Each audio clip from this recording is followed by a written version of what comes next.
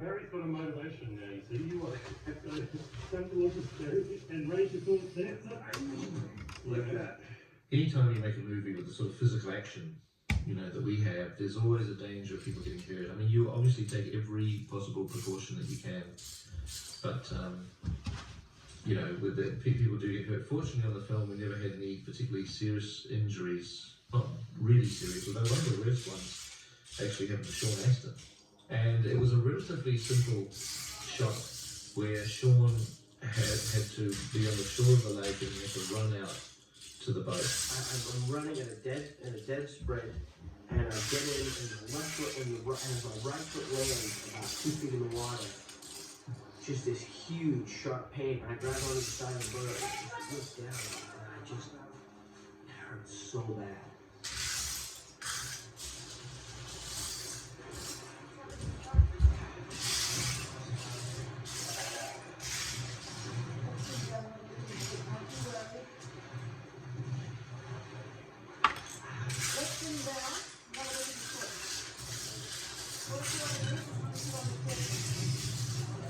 His foot had virtually been completely impaled on this Charlotte glass. When they took the prosthetic off, it was a big, old, deep gash in the foot, and it was a substantial cut. Oh my God!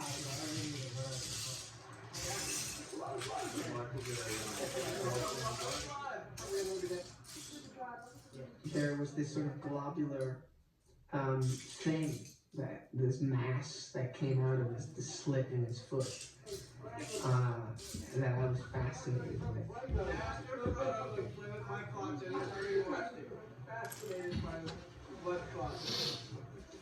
We were a good hour and a half drive out of town. It was a long way, it was quite remote.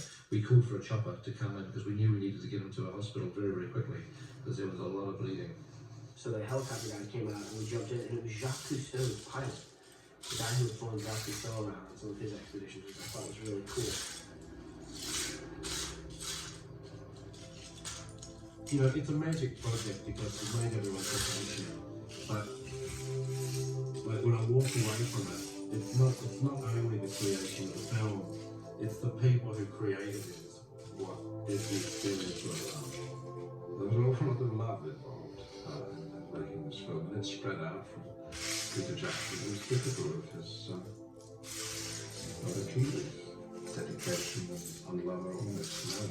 It was made with love, it was made with great care and commitment, and I do genuinely think that spirit has made its way onto the screen. And that in a way, to me, is what the real heart of the Fellowship of the Ring is. It goes beyond the heart of Tolkien's book and something of this incredible spirit that was used making it has made its way onto the French film.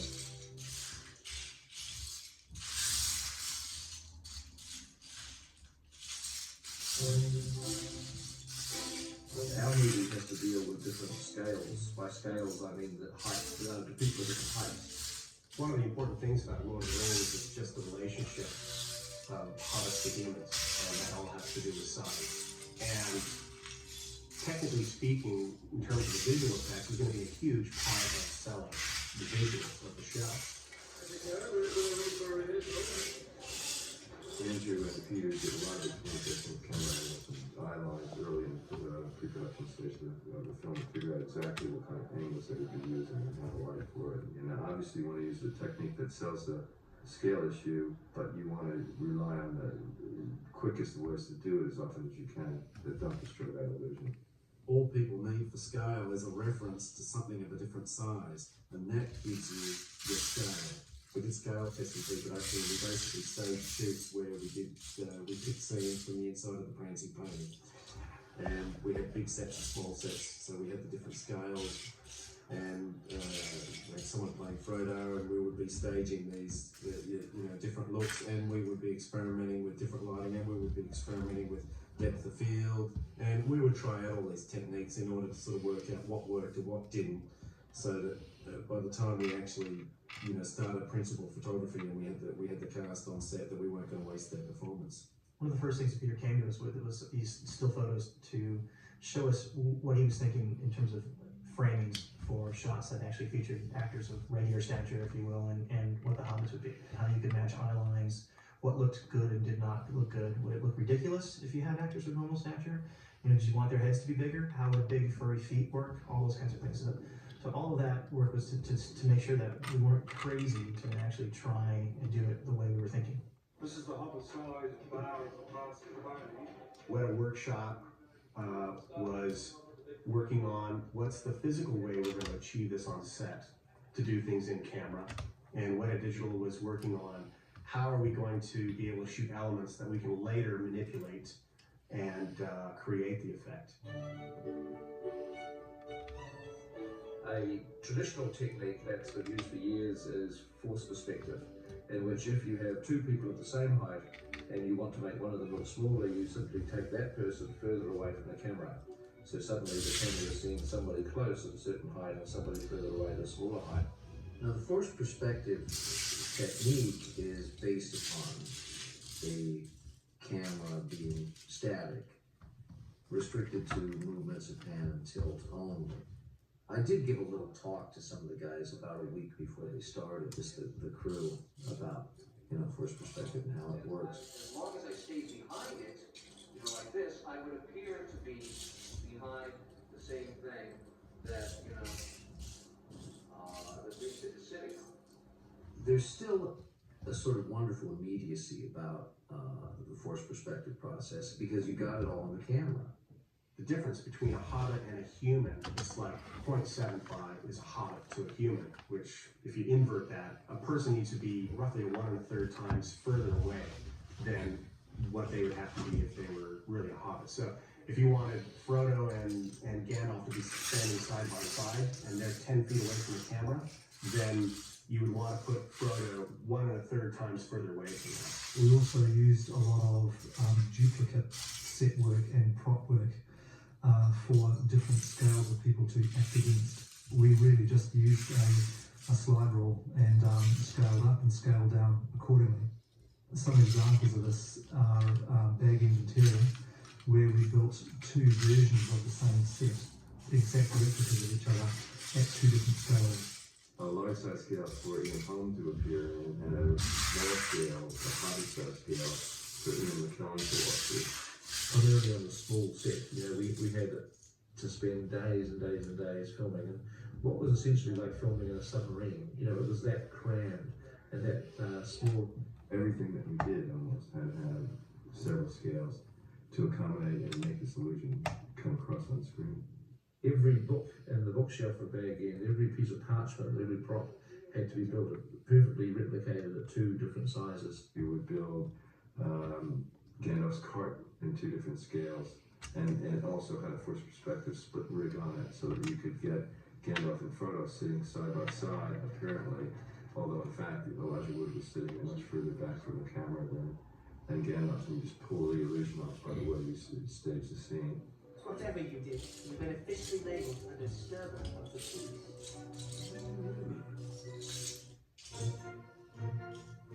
What we've done with some of our force perspective shots is be able to move the camera for the first time. That there were always techniques that required the camera to be locked off, because once you started to move the camera, it would give away the illusion of one person being further away when you're really wanting them to look like they're side by side. In order to get the camera alive, we started thinking about ways of using motion control in order to doing what we call moving force perspective shots using slave motion control bases.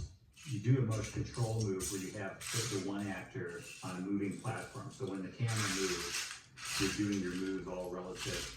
So you're literally sliding the dial along on the floor as your motion control camera is moving along. You have the camera on a motion control dolly, making it move in and out or side to side.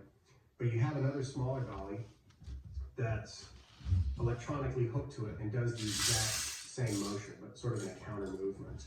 But every time you move one way on one dolly, the other one immediately responds. When you're actually viewing it, you're basically doing a split. If you're doing a move around, and you do this split, it looks like they're moving in sync with each other. And it's because you're moving the 2 guys around relative to this moving camera. In the shot where Frodo is pouring tea for Gandalf at a table, and the camera kind of crabs past from one side of the table to the other side, and in that instance, Ian McKellen was actually sitting on a dolly that was actually moving him slightly on a small scale table with small scale props, and it was not too far from a full size table, a Frodo size table with larger Frodo size props. I've never looked there. Were you standing? Yeah, but I don't. I got looked there for when Nigel's sitting. What I don't have is a look when he's crouching, which is the beginning of the shot. Okay, we can give you that. We can do it otherwise and make sure that you get that.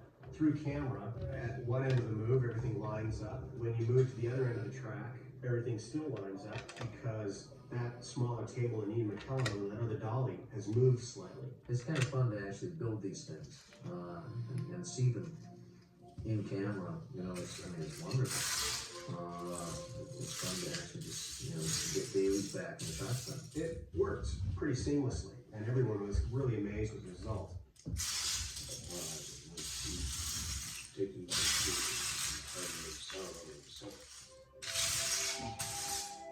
Another technique that we used in order to create the sense of scale, the difference between the two actors and whatnot, is scale composites.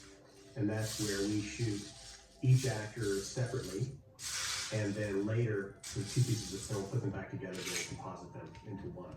We used blue screen photography so that you could do a pass on one actor with a camera closer to him, and the smaller actor, you could repeat that pass with the camera further away again against the blue screen, and then composite those two images together, or you could shrink one image down in the computer and composite it together. On my axe! I'm the tallest member of the fellowship, so there's this problem of scale. It should be bigger than the hobbits, and yet not as tall as the elf. In a way, it was very fortunate that Gimli was cast. John Rhys Davies played that role because his ratio in size to Elijah Wood, Sean Astin, and Billy Wood, and Dominic Monaghan is actually correct. You're doing multi-cast composite to get the right sizes for the hobbits and Gimli. You could photograph them all at the same time, and you'd only have to photograph separately the human standoff of Sean Bean and Viggo Mortensen in separate passes. So instead of having to do 3 passes for the 3 sizes, you can actually get away with 2 passes.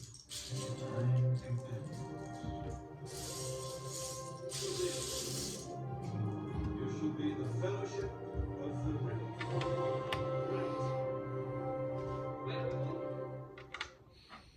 And when I first saw a completed bit of the film, which included The Hobbit and Ian Holmes, Bilbo, half my size, apparently on screen, and me, it was only halfway through the scene that I realised that all our trickery had worked, and that I just accepted that it had been struck, or that I'd been magnified. And my heart stopped for a moment, and not the first time, but we've made a very good film indeed. Just tea, thank you.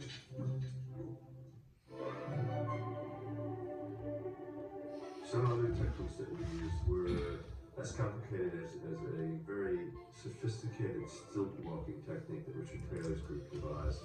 So to put people into these big rig things and you extend their legs, and it had oversized costumes made, and remote controlled hands that were twice the normal size.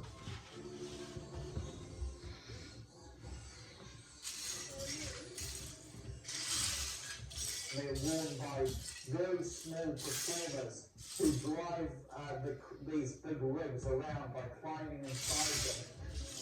Please, anything to deal with? This is what I did. This is the big rig character in the other responses. That's a little bit scary. What can you do that? It's like you can either be ready to jump off the cliff. You just have to take the risk and go for it. So when you go through the streets of Bree or you go into Bree itself, there are a few big rigs used in that sequence. They could walk through the foreground and the background of a scene and make and be much larger than the Hobbits. Peter was really good at kind of visualizing that and knowing his shots and knowing that if he's doing a shot where he's looking down in the bar and he has the hobbits there, he could literally have just guys with big clothes on and big rubber hands walking by, and which sounds very corny, and you would never want to do that in a wide shot. But in a tight shot, you're only seeing this much of the patron, and he just walks by, and so. But it still gives you this feeling that guys are walking by and that they're only 3'6" tall.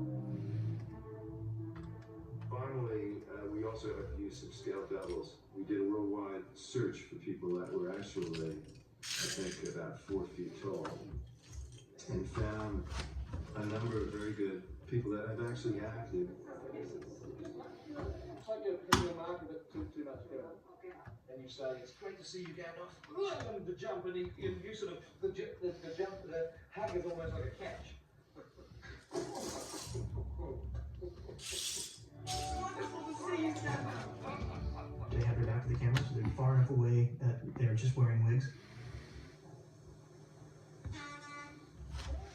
And in some cases, they're actually wearing prosthetic masks that are live casts of the actors that they're actually standing in for, that were done by Richard Taylor from the workshop.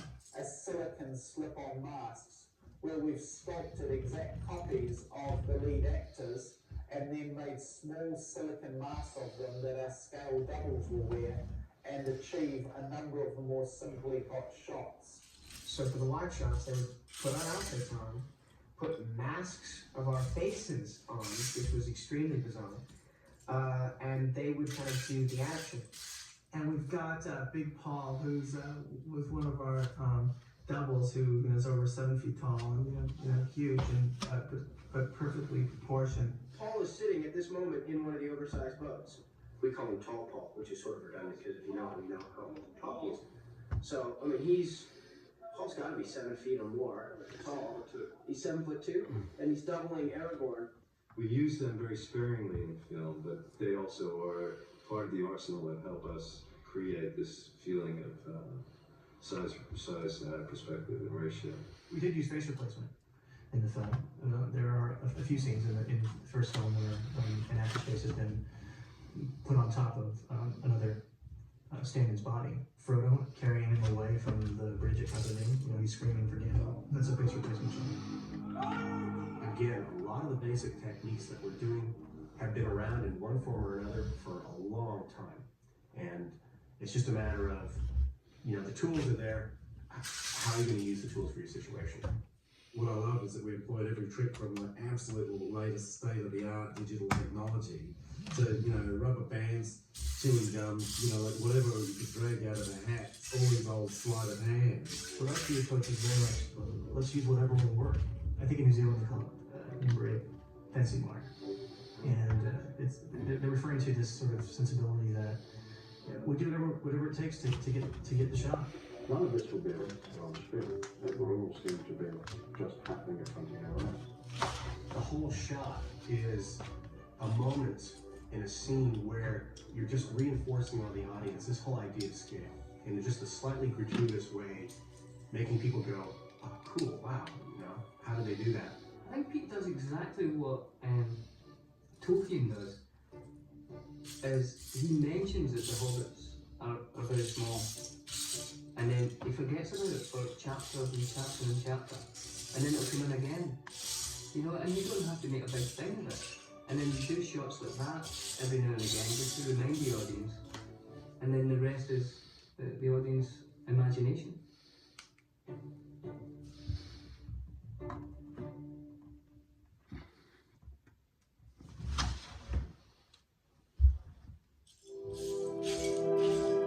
When I saw the final cut of Lord of the Rings at the cinema, nothing made my heart fall more from the work that we had done than the miniatures.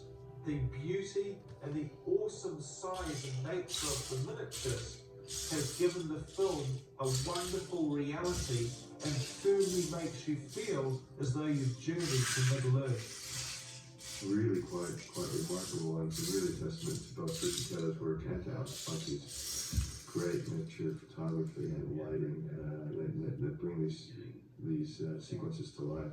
You've got to have real film footage. You can't, you can use digital technology to blend things. Some things you have to do digitally. If you have a character like a cave troll, you've got to do it digitally, of course, because you don't really do it.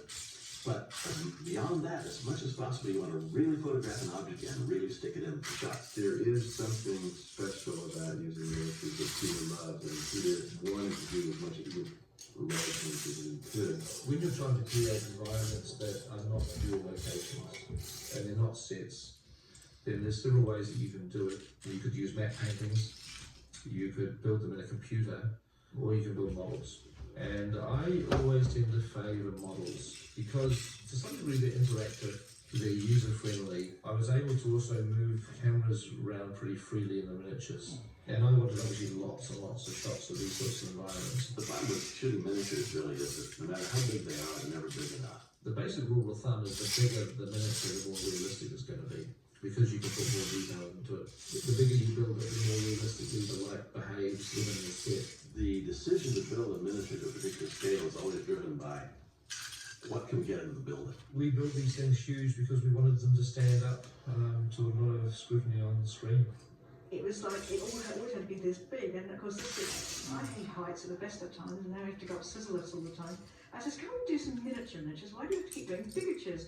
And that means suddenly miniatures. Yes, they're big, they're not little. I said miniatures, you know. I want something I can reach the top without having to put my life on this line here.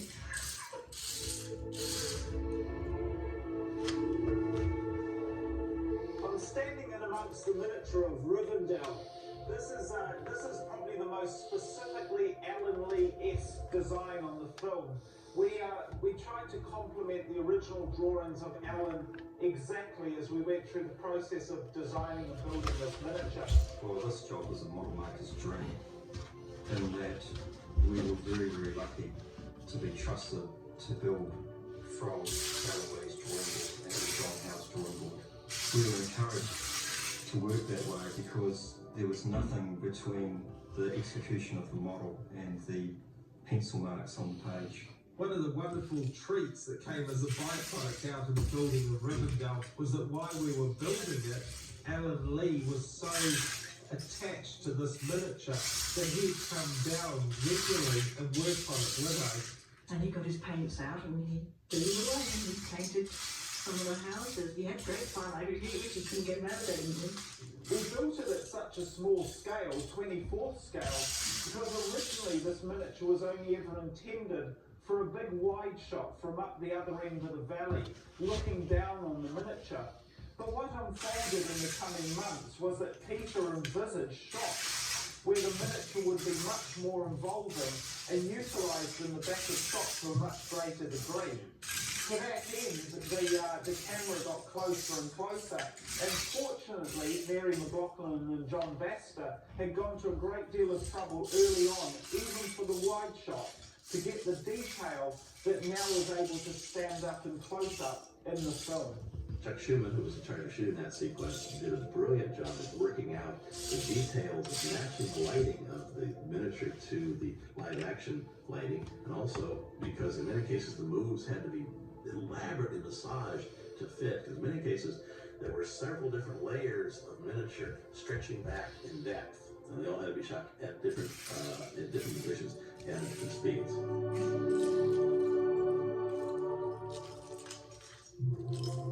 We very much wanted Loch Lomond to feel like this ethereal elven home up in the treetops of these huge mallards, that twinkling amongst the branches were these beautiful, almost dewdrop spots of light, and that the whole place felt like it was enriched with music and culture, that this was the highest level of cultural sophistication. It has a very Art Nouveau feeling. I remember something Peter was recommended like it was that the building should be like opening flowers with dripping tendrils. Down flooring is just a vision of this forest with hundreds of flowers in it, and that's what we had to build. This was the most difficult miniature that we built for the whole of Lord of the Rings. We built 8 26-foot tall trees, each one about 5 feet in diameter, carved out of polystyrene with a huge steel structure inside them, then skinned in urethane and carefully detailed to look like bark. Each one had a huge spray of branches, twigs and leaves that created the canopy of the top of the mallards. We created a model which was just a canvas for the shooting crew to light, and then it went to the next level and they just bathed it in this beautiful ethereal quality.